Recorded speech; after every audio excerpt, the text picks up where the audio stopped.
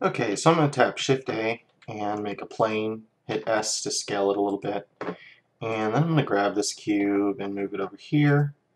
I'm going to double right click here and go ahead and make a monkey, press W to give it some smoothing, and raise the subdivision count up to 2 and 3 for render. Just scale it up a little bit and move it over. Then over here I'm going to make a UV sphere, tap W to give it some smoothing, press S to scale. And then I'm going to change this over viewport shading to texture mode. So now we have kind of a little environment to look at some of these material settings. So I'm going to tap A and hit G to grab everything so I can move everything just above the grid. Okay, let's click on this sphere and then click on the material tab and go up here and hit new to give it a new material. Earlier in the video series we went over using the material library here, which is awesome for all these different predefined materials we can use and add and save across all of our Blender projects, but we're going to go ahead and minimize that so we can take a look at the rest of these basic options for materials. Okay, first we have here is diffuse. It's going to control your basic color of the sphere here, so I could change the color here to blue or red or whatever. Something like that. Under intensity, we can control, sort of ends up looking like the brightness and darkness of it. Specular, of course, is shininess. As you can see, the hardness of this sheen on this sphere is not very hard. It's got a very smooth edge there, but if we were to increase the hardness of it, it's going to decrease the size of that spot. And if we increase the intensity, that's also going to change the specularity there. Of course, we can change the specular color.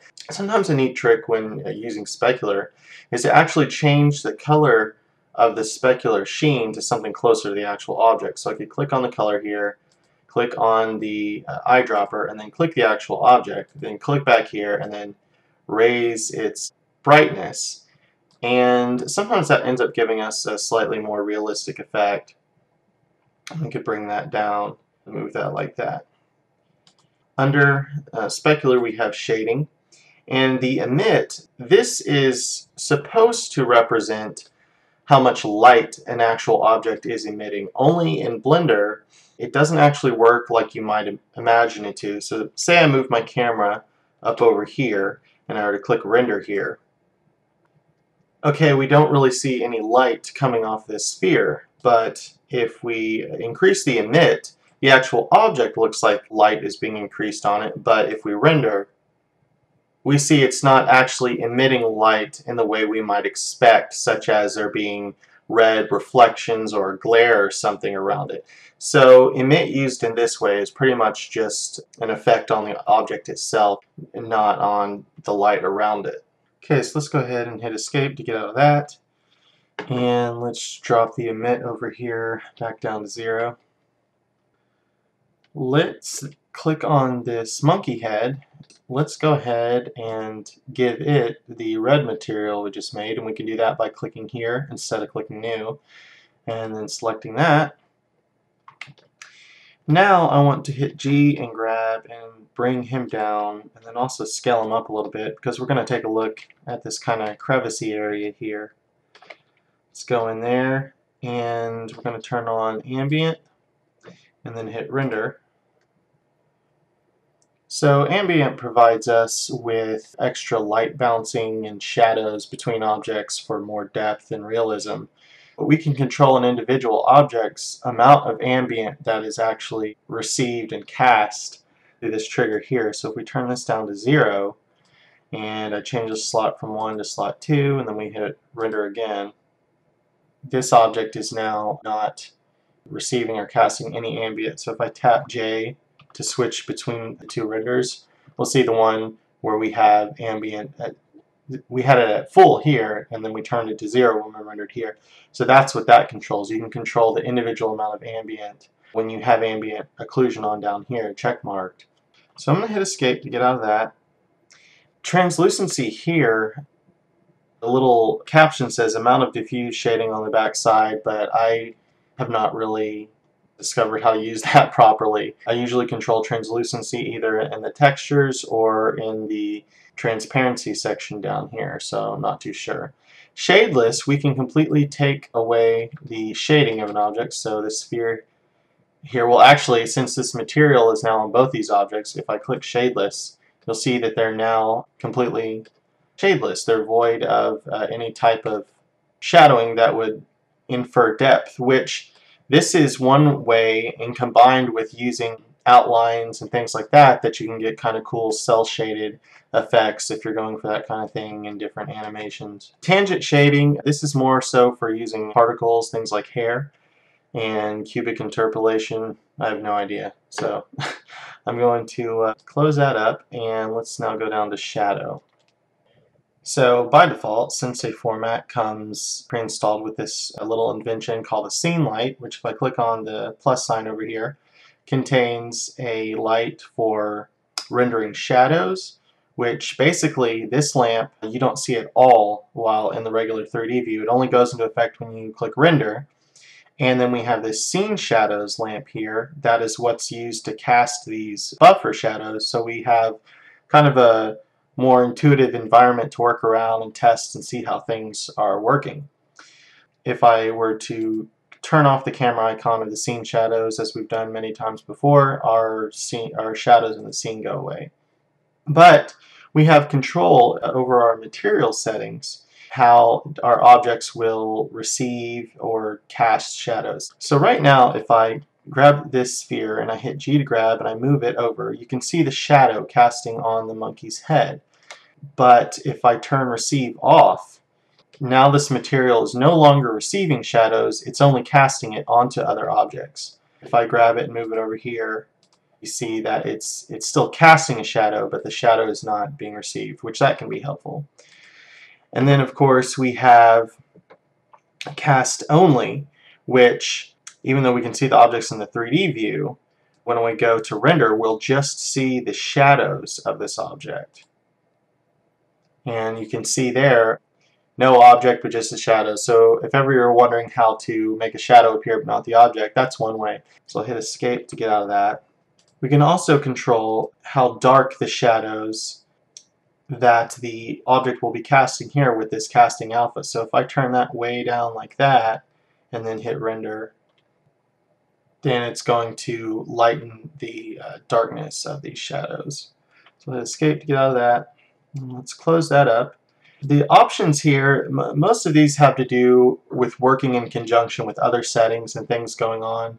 And then strand, this is for literally strands of hair, like so hair particles. So we would get more into this when actually dealing with hair and particles and stuff like that. And then custom properties, this is getting more into the coding side of Blender. And then we have subsurface scattering here, which subsurface scattering, what it does is it allows a certain amount of light to come into a material and then be bounced around and then bounce back out. And what this mostly does is make organic things like flesh or leather and stuff like that look much more realistic, because in real life light comes in and bounces off. For instance, if we were to change this diffuse color to a more peachy looking color and then turn this hardness down some, change the specular back to a kind of white color there, increase the intensity of our diffuse. So we've got kind of a peachy flesh color looking there. And if we were to turn subsurface scattering on, and there's several presets which will basically, each one of these presets sets up all of these individual little options to the way in which makes it like that. So we could have that of an apple or a potato or skim milk and stuff like that. So let's try it with skim milk and then get on here. And of course, whenever you're using subsurface scattering, your render times are going to be a little higher. So let's check that out. So we've got kind of a bizarre looking consistency here because we chose skim milk. I could change this from slot 2 back to slot 1 and then change this to skin, and let's hit render again. And so these are kind of strange shapes to be using with subsurface scattering, so the details aren't super apparent right away, but you can kind of tell like near where these eyes and stuff are sticking out kind of what's going on with the lighting here. So if I tap J to go in between these two, we have this one was set to skim mode. And of course these colors aren't really representative of the type of subsurface scattering I was going for either, but just to give you an idea of the difference that it makes. So actually let's go up to slot 3 and we'll actually turn it off and then render again so we can kind of get a feel for maybe what's going on here. So without subsurface scattering, we have this very basic hard sheen, impenetrable kind of hard surface. But when we scroll through these ones with subsurface scattering, we kind of see the kind of organic-y look. It's giving these kind of bulbousy areas here. So I'm going to hit escape to get out of that and close that up. And let's checkmark transparency to see what's going on here. Under Z transparency, we can change the transparency of that material, and as you can see, it's affecting everything around it because the material is on both of those objects. We can change the amount of translucency we want there. And if we were to render now, the render times wouldn't be that bad. You can get more detailed effects by using ray trace. Of course, when you're using the ray trace, you can't really immediately see the effects of the transparency there. And then you have Fresnel options, which Fresnel adds a kind of like blurring effect of the transparency and the objects around it, which can be good if you're going for a more mixed blurred effect. We turn that off. Finally, we have the mirror options.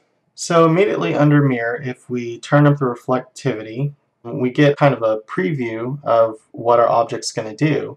So if we turn the reflectivity all the way up to 1, it's basically almost going to become like non-existent when we click render. I'll go ahead and turn ambient off. None of the material's diffused color will even show up because it's just reflecting the entire environment around it, which almost makes it kind of look like a pure chrome.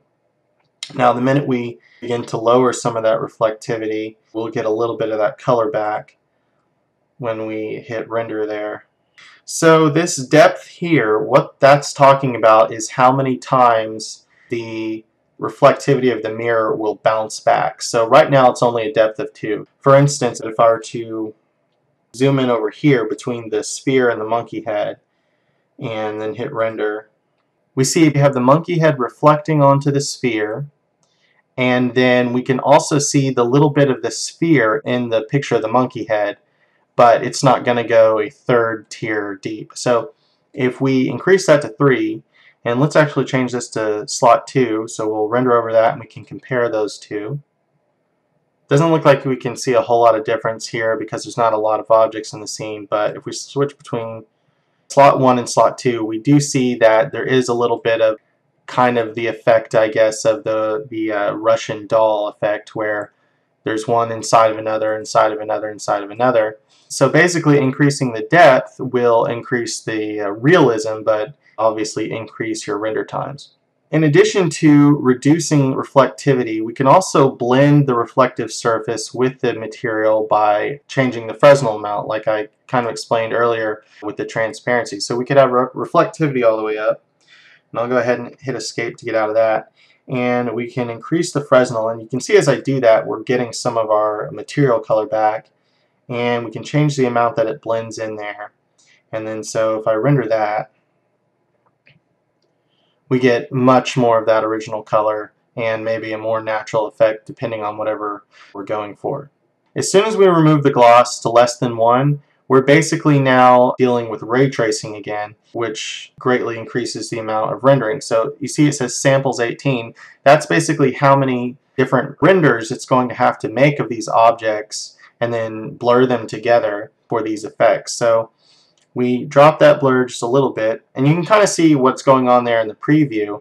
The advantage to reducing the gloss is that you get a truly real merge between the reflectiveness and the actual material, but obviously at a greater cost of resources. I'll switch that back to slot 1 and hit render. Might need a few more samples than 18 to have this not look so grainy, but we do see how we get a true kind of merging effect there between slot 1 and slot 2. And so I'll hit escape here. So the max distance here is related to the depth. We talked about the depth is how many times the object will reflect back and forth to other objects that reflect, and the max distance controls the maximum distance something can be from something else that it will actually be considered in the render engine. So for instance, if I take this sphere and I hit G to grab and I move it over here, if I had a max distance of very small, like 0.1, then it would not even consider this object over here for bouncing back and forth of the reflections. When I first learned about this, I assumed that the depth and max distance had to do with how far down an object would reflect. So, of course, what I was thinking of is the sheen on a floor. So if we go ahead and add a new material to this plane here, and let's change the color to just a kind of beigey looking thing. Increase the intensity up and add mirror reflectivity. So let's see what this is looking like here. We'll hit render. Oh, I have the reflectivity all the way down. Might want to turn that up. And hit render there. With the reflectivity of this plane all the way up, we basically can't even see the plane because the plane is so busy reflecting the entire light environment too, which our background is white. So it kind of gets lost into everything. So we either need to increase the Fresnel and the amount of blend, like this, and now we can actually see the shadows of the surface and stuff like that. But we're still kind of getting lost into our background. So we could decrease the gloss here. And of course, this is going to cost us some resources, but may get us a more desired effect. And now we're starting to look a bit more like a floor. So for instance, if I come down here like this, and we render this, and see, now we have a bit of a reflective surface of the floor, but we're not being lost entirely in it. So the main thing to take out of this, though, is that depth is talking about the amount of times of reflection between objects and not how far something will reflect like into the ground, which is what I had a hard time figuring out early in my Blender studies. Really, that's going to be controlled by the amount of gloss and Fresnel and blending that you have in your object, how far a reflection is going to go down.